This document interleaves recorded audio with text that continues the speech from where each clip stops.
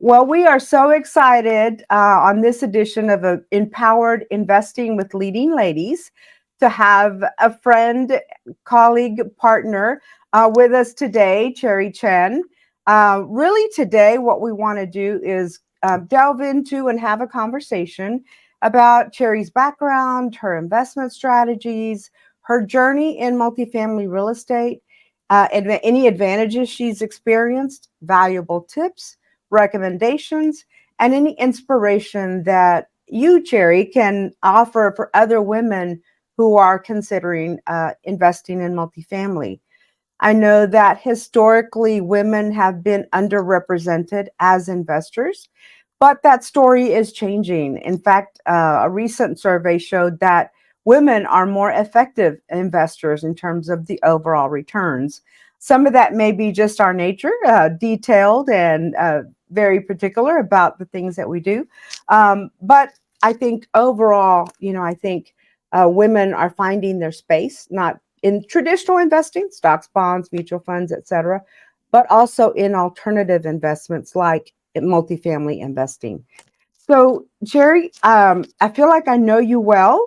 However, I would like for the audience to learn more about you. So, can you share more about where you were born, how you grew up, the key things that led to forming who you are as a person? So, let's start with where you were born and how you grew up. Yeah, thanks, Arleen, and hello to your lovely audience. Thank you so much for having me. I admire and respect you as well. So, actually, looking forward to learning from you on this podcast too. But to answer your question, I was actually born in Taiwan. That's kind of where my parents and grandparents are from.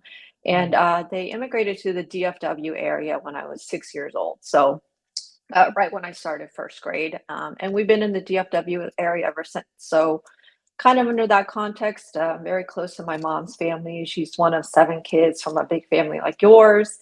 Mhm. But she was the only one that, got education. They were kind of poor farmers, my grandparents. And she was the one that kind of, got the education, realized how important it was, and came over to the States to help with my grandfather's manufacturing business. And that's what they've done for actually the past 40 years. And I, was a beneficiary of that, in that I got to immigrate to Dallas. I always wonder what I would have been if I'd stayed behind in Taiwan, but Mhm. we immigrated to a great neighborhood, suburbs in Dallas, and I got great education growing up. And I think one thing my parents did well is that they always kind of, I think, instilled in me through modeling, not through telling me anything, that education is important, but they never told me what to study or how to study. So kind of, under that background, I grew up, I loved science and biology. I'm a physician, but I was very curious about many things. And I've always been able to just kind of foster that curiosity, which is actually what led me to real estate as well. So that's just a little bit. Awesome. Well, I'll fill in a few more of those gaps for the audience. Cherry received her MD at Texas A&M College of Medicine with honors, I will say, not surprising to me, and also completed her training at Oregon Health and Science. She practices today as an internal medicine hospitalist. So I've always been curious. I've heard you talk about it many times, but what is a hospitalist? How is that different than maybe private practice or something else we may routinely know about medicine? Yeah, I mean, and like real estate or any other industry, like medicine's changed a lot, right? But hospitalist medicine has been around probably close to 20 years. It used to be back in the day. I don't know if you've experienced it or your audience, but you would go see your primary care doctor, in the community, right? That was your family physician. You visited, they knew you and your whole family very well. Right. If, heaven forbid, somebody got really sick and had to go to the hospital, they would actually follow you into the hospital and take care of you. But as medicine has changed, population's grown, demands of primary care doctors were growing. Hospital medicine came, and basically, I am what you would be your primary care doctor, but when you're really sick in the hospital. So Okay. so Okay. typically, it's patients that you go to the ER because you don't feel well, or your doctor tells you go to the ER. But you have something, actually you need to stay in the hospital for, you can't go home. They can't treat you and then let you go. So it ends up being really, terrible things, I think, like heart attacks and strokes, Okay. kidney failures, lung failures. So that's what I see in the hospital in more of the acute care setting. Got it. Okay. And how many years have you been doing that? Oh gosh, it's been 8 to 9 years now. 8, 9 years Okay. out of training, out of medical school, out Yeah. of residency, and I've been working 8, 9 years. Okay. You look so young. I always think, oh, well, maybe it's 3 or 4 years, but eight, Yeah, 8 or 9. Wow, that's awesome. That's awesome. So along the way, I'm sure somewhere you learned about just investments in general. So how did you start just general investments? Were there recommendations? Were you using a financial advisor? Did you start on your own? How did you start investing? Just period. yeah, that's a great question because now that I think about it, so I like to set context, right? So, Right. um, the way I think about it is in medicine or any degree you get, it's very focused. It's Mhm. kind of you go to college or you go to a graduate degree. It's actually just spoon fed to you. You're told what to study. You trust the source giving it to you because it's your professor, Right. and you trust that they kind of have your are well intentioned, right? They're wanting to Mhm. teach you stuff so they can, empower you to go do things, right, in the world. Sure.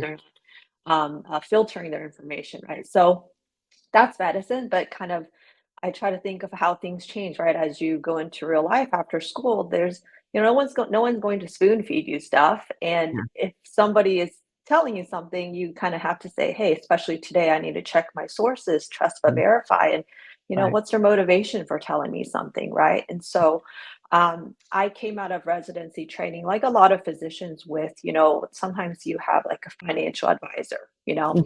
they kind of start you off in residency, but you don't really learn anything about finances. You kind of just go to one of these dinners, maybe, and there's a financial advisor you can, connect with. And so that's what I did for a couple years through residency, through the first year. And kind of when I got out of residency, started my full time job, that's when I started asking myself questions because, like most people, I had a 401k and that was it. And I thought I didn't literally had no other, thought about retirement. Mhm. So, but thankfully, as a physician, you do have some salary, decent salary, and I thought, okay, is there something else besides a 401k? Right. And that's when I guess my self education started because nobody was telling me, okay, well, besides a 401k, think about real estate, think about other assets, think about a part of your portfolio that you would want liquid, right? Anything like nobody is out there telling you that. So Mhm. I kind of just became curious and started, basically reading and educating myself. And eventually, quote, fired my financial advisor because I wanted to do real estate. And of course, they say that's dangerous. That's, don't do that. And if we're managing your money, we wouldn't do that. So eventually, I went on my own. It was scary actually in the moment because you think you're crazy or you're just kind of going unhinged without an advisor there to help you. But that's Right. what I did, and I'm really glad I did, and happy to share that journey. Yeah, I think, I hear that from our investors who say, well, I talked to, blank advisor at this company, and they're telling me that, it's very risky and that I shouldn't really do that. And I asked them, I said, well, or I tell them, remember that your financial advisor may not receive compensation from this sort of advice as they might with other things. So look for an advisor that really their compensation isn't tied to transactions, right? Every Yeah, time you buy or sell a stock, there's a a payment, or there's the ongoing annual fee for what is managed and the dollars under management. So I think there's some fantastic financial advisors out there. And right. I guess my message today would be expand the horizons for your clients so that they can see what else is there in terms of alternative investments. So so that is how you got some education into your thought of, okay, there's got to be more. Then what were the next steps? How did you really zoom in on multifamily investing? Yeah, and to be honest, I like literally didn't even know what multifamily meant, like apartments, right? But Yeah. like most people, I think I knew what single family was, right? And I Mhm. I thought single family was real estate. I thought, okay, if you want to do real estate, you need to go buy a condo or a townhome or a single family and rent it out. So Mhm. literally that was the only thought I had. And I was living in Dallas. I was working for a year, so I thought I'd go purchase a single family home. But that's when, I started doing research and Google told me there's something called multifamily. So I was like, okay, what is multifamily, right? And so I would say it was probably 3 to 6 months of just me learning that these things existed, then going on forums and stuff. But really, there wasn't that many resources for physicians Mm. or basically full-time professionals, right? There's a lot of people in real estate, but it's hard to get that different perspective. Now Right. there are a lot more resources, but I basically just kind of got a bunch of books on Amazon, self-education, which is partly how I learned. So it's definitely individually tailored. But then, like anything else, you want to talk to people who are in the industry or investors. Right, you gain that perspective and you add a little bit color each time. And then you sit back and think, okay, is this right for me? Is this right for me as a working professional who does not have time to go manage properties? I don't have $10 million to go buy an apartment complex by Mhm. myself. But now that I learned, oh, I can actually invest in a little bit of it, right? And so that made a lot of sense for me being a full-time working professional. And so that's kind of what I, tell investors now is there's a lot of great, asset classes, operators out there, well-intentioned people, but at the end of the day, personal finance is very personal and Yes. you have to, learn the positives, the negatives, everything in between, and then think, does it actually make sense for me? In also, in what stage of life you are as well. So there's just a lot to think versus, um, listening to somebody tell you, hey, this is a great investment. Yeah.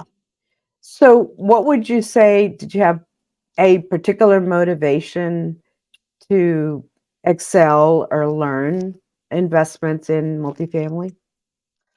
Yeah, I would say so. Uh, to answer your question, no, because I literally didn't know it existed. So again, it's my nature to be more step by step, learn something and then add on to that, learn a little bit more and add on to that. But I can get, very involved in what I'm learning. That's just my nature. So I just Yeah. wanted to learn everything about multifamily investing, even though, right, I was just going to be an investor, right? I didn't Mhm. have to read, 70 books or listen to every podcast, but, Right. it helped me learn and get more comfortable. And the more you learn about something, right? Then you can say, is it risky or is it just I didn't understand it to begin with? Right. Awesome. Well, I know just based on our experience together that you've also been instrumental in sharing and providing investing opportunities with other people in the medical profession. So, walk us through how it evolved from you learning about it, you investing in it, to sharing the message. Yeah, and again, I wish I could say was, well developed, thought out plan ABC, but I would have never seen myself, as an owner of a business or helping other docs invest. But again, I think I gained confidence, right, in this area because it's something I did for myself. I have firsthand experience, and it's where my money was.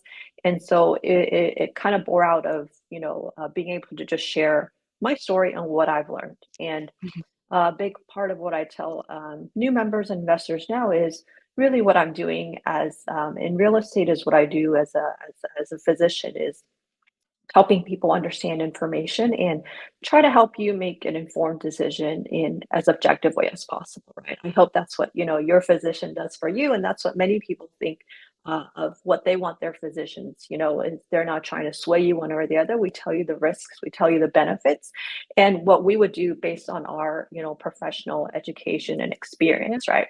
So Mhm. that's exactly what I do, but in another field of real estate, if you will. So I guess I'm kind of their multifamily consultant, if you will. Mhm. And it's nice to do that because Again, I don't know everything about real estate, but I'm very comfortable with multifamily real estate. So, in a way, syndications, what you guys do is tailored very well for physicians or if you're just any other W-2 employee because you don't have the time or the expertise, but Mhm. you can find the people who do. And put your capital to work for you, right? And that's what you do in every other aspect of your life. When you have a CPA, when you have somebody to come fix your home, right? But when it comes to money, people get very sensitive. But I think if you think of it in that way, it becomes more, manageable and more realistic. So you don't think, oh, somebody's trying to steal my money or, oh, they're lying to me, something like that.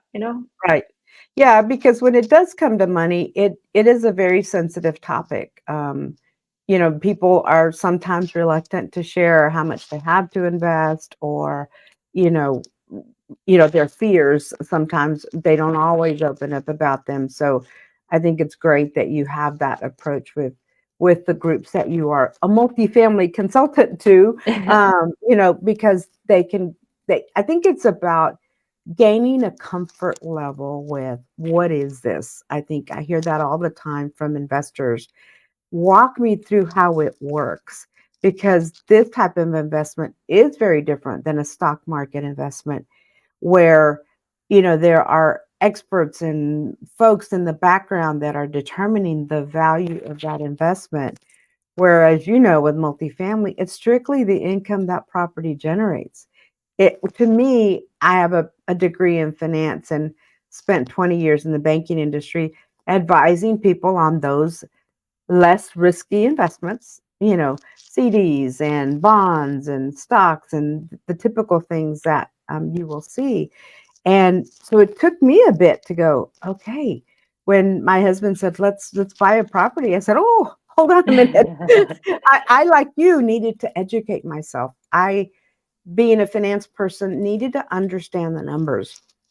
And as soon as I understood that there weren't a lot of external factors, yes, the economy can impact some things, but that property itself really was the catalyst or the key to the value that it could produce for investors. And that was somewhat easy for me to get my arms around versus other things that I had to do a lot more research on how it made money and why somebody in New York valued a stock less than it had been before. And so it just became easy to me to figure that out. But so you talked about working with others and how your investors can invest without being the landlord, right? Without having to worry about the T's, right? Tenants, toilets, termites, whatever you want, or trash, whatever you want to put Yeah. behind that T.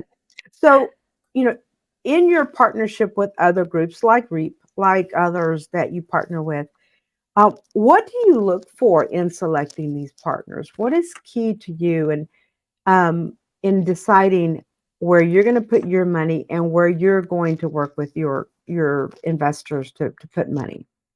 Yeah, I mean, I wish there was a simple answer to that. Or, some people just want like, oh, what's your secret recipe or what's the hack? Mhm. But I tell everyone, and it's not hard, but it's just building relationships, right? Which take time. You can't Mhm. meet somebody once or on Facebook and say, here's $50,000, right? Right. And so the great answer to that is it is relationships, and we are human, and real estate is tangible, right? So everything can be verified, or you can go visit the property. So Sure. I know those, if you're new to real estate investing or if you've invested in several deals before, you hear say, okay, you got to know the sponsor, you got to know the sponsor, you got to know their track record. Um, and it's not just, okay, they sold 5 deals and, they, Mhm. double investors' money. Yes, the numbers are important, but, Mhm.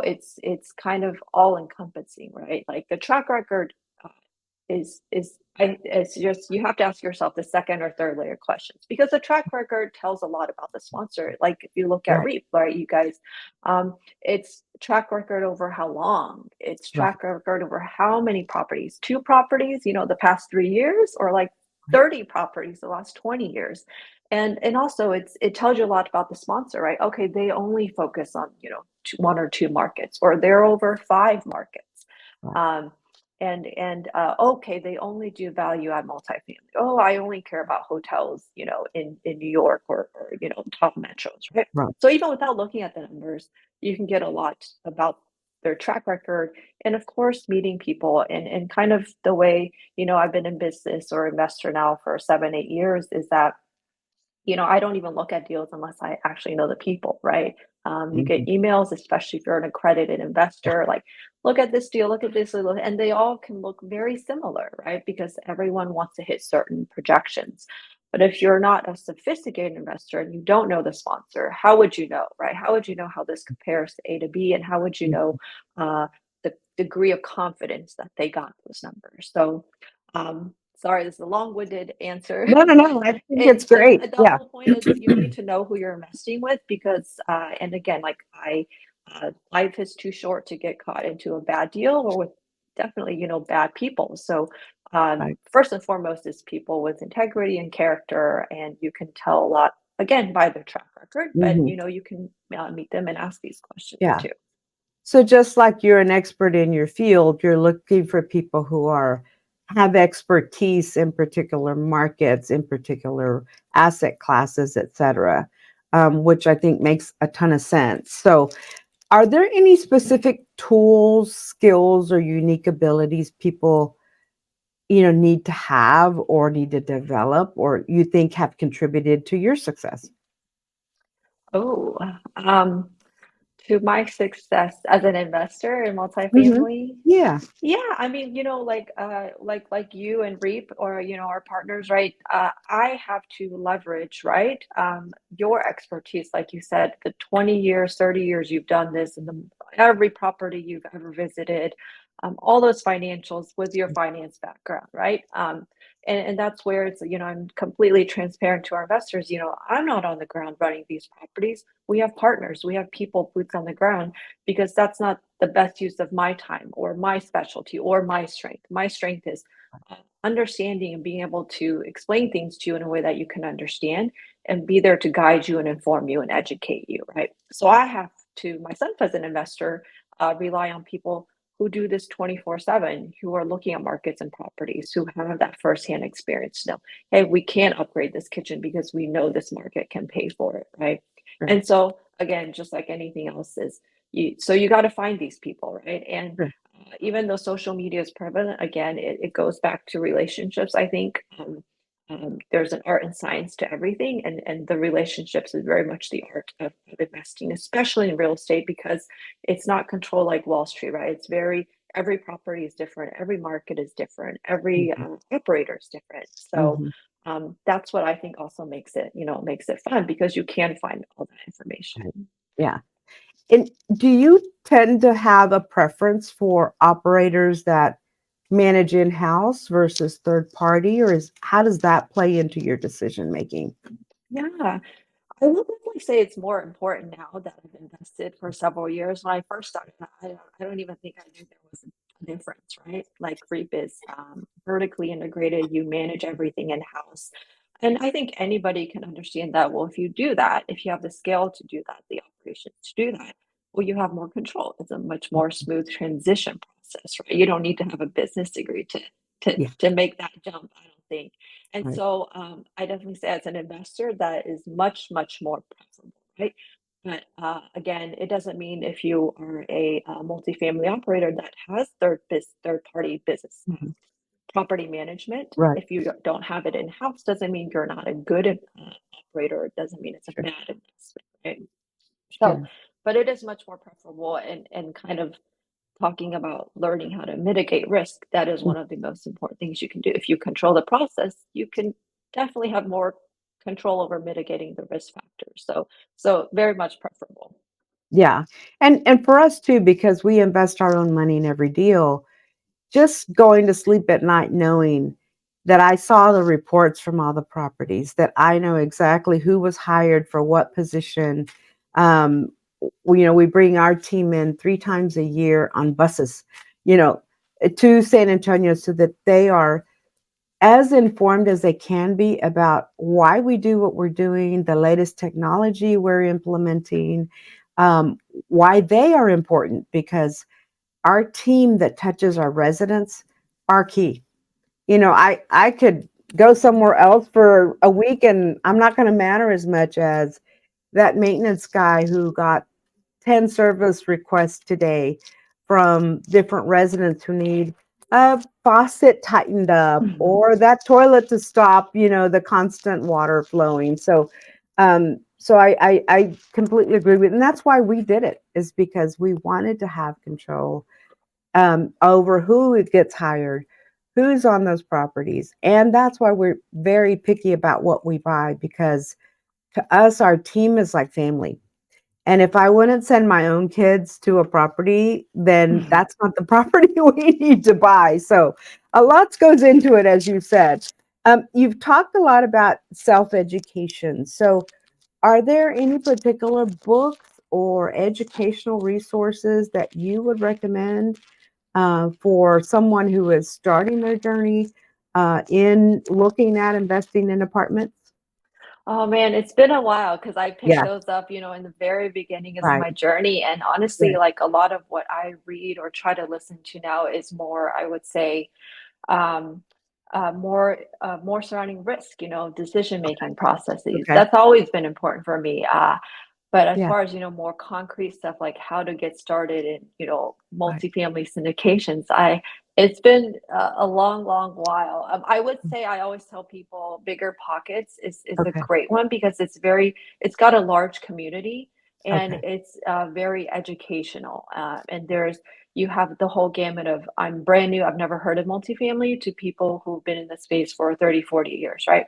I Right. feel Bigger Pockets is a safe space, meaning no one's out there like selling courses or invest in my deal. That's I would say if you've never looked into any of this, Bigger Pockets I would say is a great starting place that can have a lot of information for you to devour. Very good. Yeah, I find that too.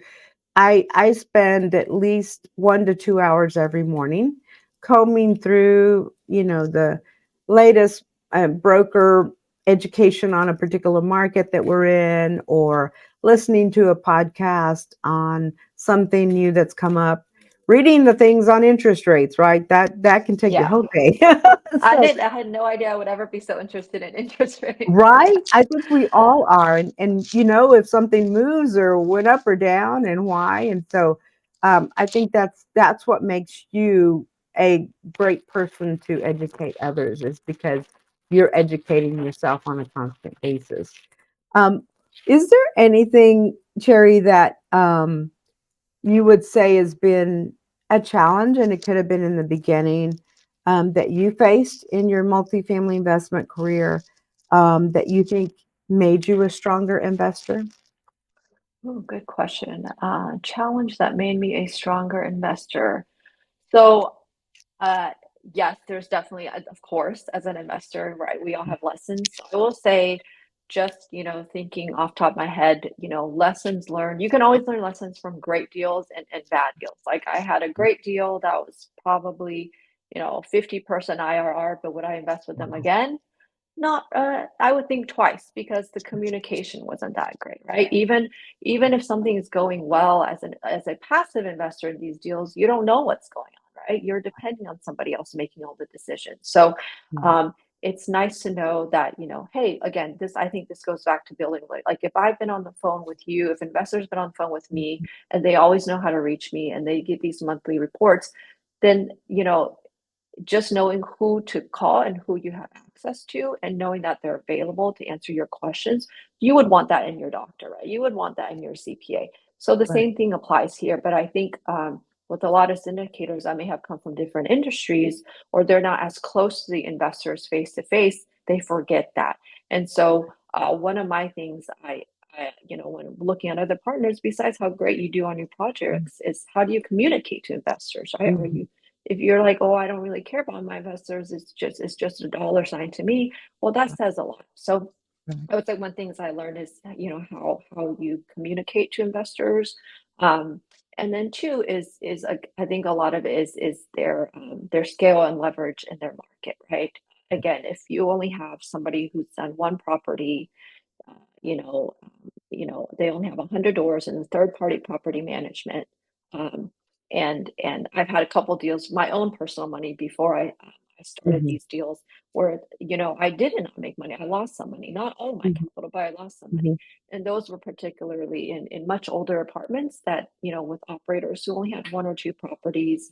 They may or may not have been doing this full time, or they just started and they really didn't have this would actually be the biggest. They did not have really real estate operating experience. Again, Mm, they thought it was something they could third party. I'll just leave right. it to the management company. I don't know how to manage a real estate property, right? And so in this past year or so with rising interest rates, you really get to see who are the true real estate operators, not just putting deals together, but actually understanding, hey, I need to know how to manage and take care of a property. Yeah, Like you said, is the one thing you control. And if you don't know how to control that, then you're probably, in big trouble. right.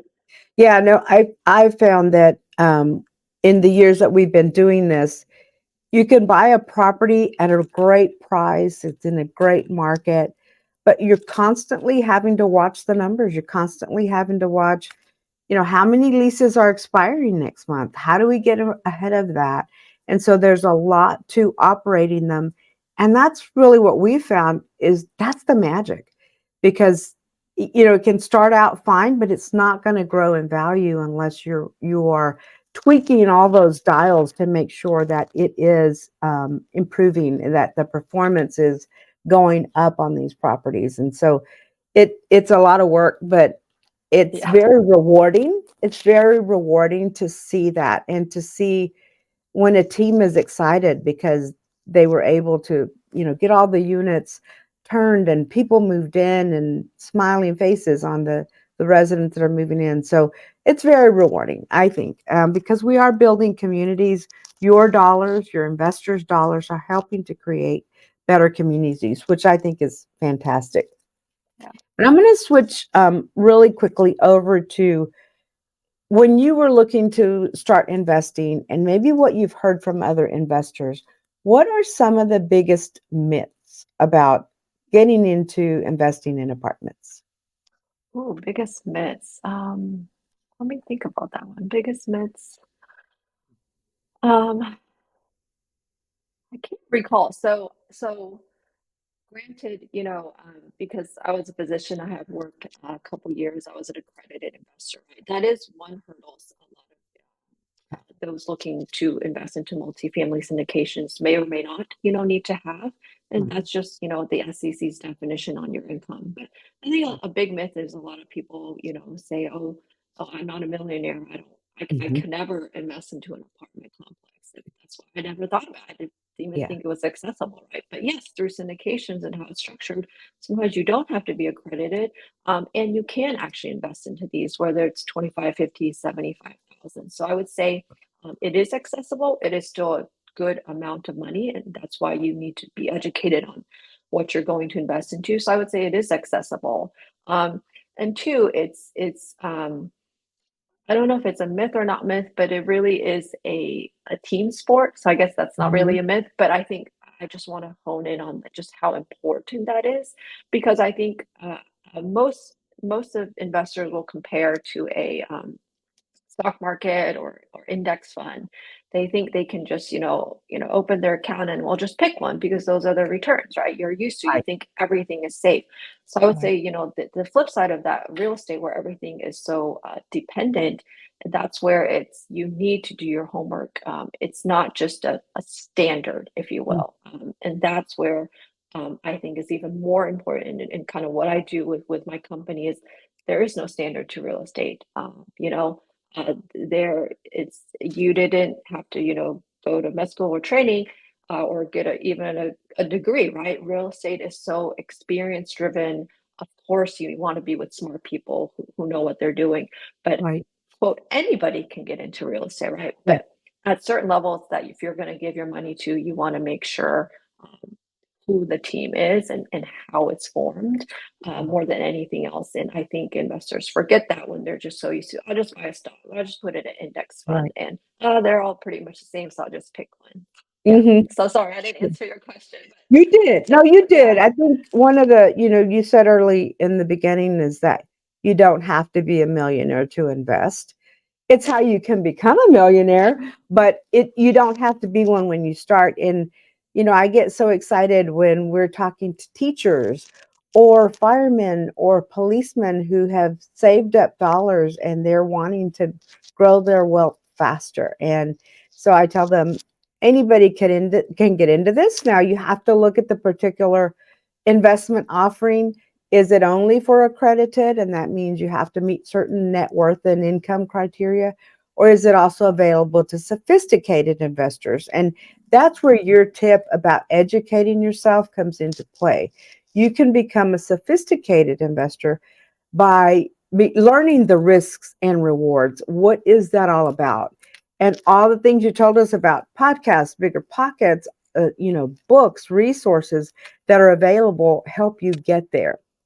And we have focused our website to be educational. So we're producing blogs and white papers and things that are really providing the basic information about what you need to know to get started or to start asking the right questions. Sometimes yes, it's asking the questions, and I encourage people, please educate yourself. Please ask all the right questions, and maybe even some you don't think are right. Maybe some that are just in your gut, something you need to ask to feel more comfortable. So I think it's super important to do that. So I agree. you have had a successful career investing in multifamily and helping others also do the same. So, how has your life changed? How many properties have you invested in? What has it done for you personally in terms of your lifestyle? Share some of that with us. Yeah, so definitely I would say in what ways my life has changed. I think I am more, again, I'm still young, but definitely have learned, and continue to educate myself every day, which I love, is that um, I would say it's just having more control over my life, right? That's very important for anybody, Right. control and agency, right? You can't have control over every investment per se, but versus me putting my money in a 401k for 40 years and being told when I can take it out or how much to take out or Mhm. what it can or can't go in. That's I've honestly been one of my favorite parts of investing, specifically multifamily, but you can do that without any other asset classes. Hopefully, is Right. that I get to control where I put my money. I get to control which projects it goes into. So yes, having control and having peace of mind at night when you go to sleep, right? Because Yeah. okay, I chose that. I educated myself. I know where my money is at, and I know what it's doing. I'm not going to Yeah. wake up and it's going to crash 30% on me, Sure. right? So I would say in terms of where this investing journey has led is understanding areas that you can have control in as an investor, because I think a lot of people feel very hopeless or feel like, well, I'm not a financial advisor, or I didn't take accounting or business. There's no way I could understand it. Right. So I would say, urge, any listeners, you actually do have a lot of control. And Right.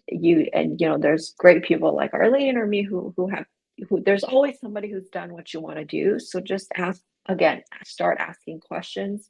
Right. Um, you have the control. And honestly, no one else is going to do it for you, right? So I think I've definitely learned a lot in that. Hey, you have to be responsible and accountable, and not only to your finances but to your life. So that's kind of carried over in other aspects of my life where I'm kind of in that age where I just turned 40, so it's like my parents are getting older. I have siblings, but we're kind of in that area. My brother just had a baby, so Oh, we're in the congrats area on where, both. Yeah. yeah, it's like, oh, what could I teach my nephew? Or like, Oh, oh, yeah. actually, my parents, well, okay, in 10, 15 years, they might need my help. I don't know, right? So, Right. but to not be overwhelmed, because initially starting out, I think I was overwhelmed because I didn't know anything. Mhm. But to feel that you have control, you have agency over your life, and ultimately you're responsible and accountable is hard, but I think at the end of the day, it makes it much more worthwhile. Awesome. Well, I know that many people love multifamily investing for the passive income. So, how has the passive income helped you? Has it allowed you to work less hours at the hospital? What is it? Travel more? What has it allowed you to do? So yes and yes, That's yes, and so and of course, yeah, people hear about the passive income, which is amazing, right? Of course, it depends on which property and etc. But I think for new investors, and when I first got my first right paycheck or monthly or quarterly distribution, like oh my God, it was like I don't know, like $300 or right, something. But it's not going to make or break your life. But I was like, hey, I didn't have to work for that, right, and it came in the mail, and I'm going to deposit this in the bank, and that will pay for my gas. I'll pay my electricity.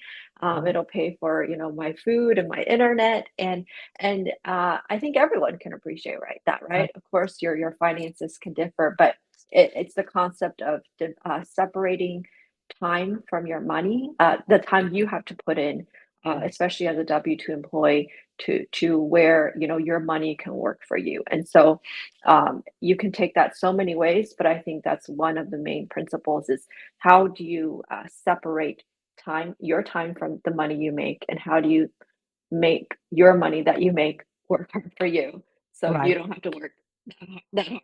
So Yeah, yeah. yeah, passive income is a big one, and for sure, multifamily syndications is a great way to do it, and that's why I continue to do it. Awesome. So I know the other reason a lot of folks like it, especially, high net worth individuals, is tax benefits. So talk to me about taxes and how that's helped you. Certainly, yeah. And so I would say, basically there are tax benefits for investors and for investors in real estate. So I had no idea. I literally just thought I get my paycheck and there goes 35, 37% of Mhm. it. And I just have to deal with that for the rest of my life. So again, thinking if you're an employee, you get taxed, but through businesses, through investments, there are tax benefits that the government allows. And real estate is one of the big ones. So you just have to understand that. And if you don't, there's so much education out there, and real estate is a big one. Right, Um, and again, you don't have to go buy a 20 unit property, a 100 unit property, or even a 1 unit property. You can invest into a syndication. You have equity, therefore, you have these tax benefits right, passed through to you as an investor. And that's just one of the many points of leverage, kind of going back to what we were talking about earlier, that you can leverage as an investor in a syndication. And so that can make the real estate investment in itself uh, tax efficient. And ultimately, it's just you keep more in your pocket because less government takes away. So it's not right. it's not rocket science. Yeah, You any W-2 employee understands how much the government takes away. And so if they take away less or not much at all, you get to keep more in your pocket. And that's the simplest way I can explain yeah. it. No, I think that's a great Yeah. explanation. And I always look at it as, okay, that's more dollars that I have to invest because I didn't send them to Uncle Sam, where they're gone forever, but I put them into something that's, as you said earlier, generating passive income, generating an opportunity for that asset to get stronger and to sell eventually for, more money than you put into it. And so I think overall, just it makes a ton of sense. So um, we're wrapping up here, but I wanted you to share any advice you would have for other women who are considering multifamily investing or entering into this area. What advice would you have for them? Mm. So maybe I will repeat some of the things I said earlier because it's top of my mind. But again, I think, um, I think again, we grow up in so many different contexts and cultural, and times are changing. But I would definitely say, again, you have control, and there are so many people who have done this that if you want to do it, there's no excuse anymore these days, right? Like Arleen is a great example of somebody. I was like, how did she do it? That is amazing, and you do it with family and your employees that you've brought along. So I would Mhm. definitely say. Don't be afraid to get started because there's several who have already, blazed the path ahead for you. And again, if there's something you want to do, most of the time somebody's already done it and learned the hard lessons. So if you just reach out and ask questions, um, you'll probably learn a thousandfold in, a tenth of the time. And that's what I try to do, through all of my Right. learning. So one is just don't be afraid to get started. There's so many resources out there for you. And I would say also at the same time, don't always listen to everybody, right? Kind of the Mhm. flip side is only you know what's best for yourself. If I had listened to a bunch of people that are like, why don't you employee match the 401k and why don't you just do this or you could lose your money or it's a scam? If I had listened to everybody else, I wouldn't be where I was today. So I would say the other part is to also, trust your womanly instincts and gut too along the way um only you yourself, can really figure that out. So one thing I think I've told other investors is just that you also have to give yourself like the space, the permission to kind of explore these things, whether it's investing or some other aspects of your life. And that's where kind of I think, our culture or schedule in America doesn't really allow for that, which Right. now that I don't have to work as much, I definitely appreciate that time to just have the space, to have the permission to actually explore these aspects of your life that you kind of just sometimes put on auto drive. And then you end up, in your retirement age and you're like, oh no, I should have done those investments or anything else. Right. No, I think that's great advice, and you shared along the way on this podcast how important educating yourself has been for you, and that you recommend it for others. I also will offer again, go to our website, reapequity.com. We have a multifamily 101. You're also welcome, Cherry, to share any of that with your folks. Yeah, We have an investing tax toolkit that we just produced. So it nice. also tells you more about how to take advantage of tax benefits from investing. Um, and these aren't the only things out there. There is a lot of information out there. But to your point just now was you have to give yourself permission to take the time to go do that for yourself, and it will pay dividends, literally Literally. dividends. But you do have to take the time to do that. It's been so wonderful having you on, Cherry, having this great conversation that we've had. um, how can people find you? What's your company? What's your website? How can people find you? So the easiest way is the website is www.therealestatephysician.com. Um, and anyone who signs up, schedules a call with me and only me. So you're talking to me. A lot of investors like, oh my God, I get to talk to you. I was like, who else would you talk to, right? So Right. again, it goes back to, knowing who you're talking to, knowing who you can contact. Um, and kind of like you were mentioning is what resources and most physicians are really busy. So a couple years ago I wrote like a really short primer. It's a 70-page guide for physicians into syndications. The whole point is if you spend an hour or two reading it, at the end of it, you should have a good idea. Hey, this makes sense. I can ask myself the next step of questions, or like, hey, this doesn't make sense. I'm glad I read it, and now I know it's not for me, right? Versus putting something off for 5 years, 10 years, just because you got scared, it's too overwhelming. So that's a free resource we have for everyone who signs up, and great to spend this hour with you, Arlene. I said, yeah, it's been Yeah, fantastic. I wish you continued success. And again, thank you for educating others. Thank you for helping others grow their wealth while you're growing yours, because I think um, it's about taking action, right? And yeah, you're encouraging others to educate themselves. But even with that education, if you do nothing with it, it stays with you, right? So take the right. action is your other message that I'm hearing. But have enjoyed it, Cherry, as always. Getting to see you even on this Yeah. podcast, not in the same room, but I feel like we are, and appreciate all that you are doing out there to help others. So thank you again. Thank you for your time, Arlene. Awesome. Bye, everyone. Join us again for another edition of Empowered Investing with Leading Ladies, where we're bringing you fantastic women like Cherry Chen who are helping grow their net worth, their empires, but also helping others along the way. Bye, everyone. Bye.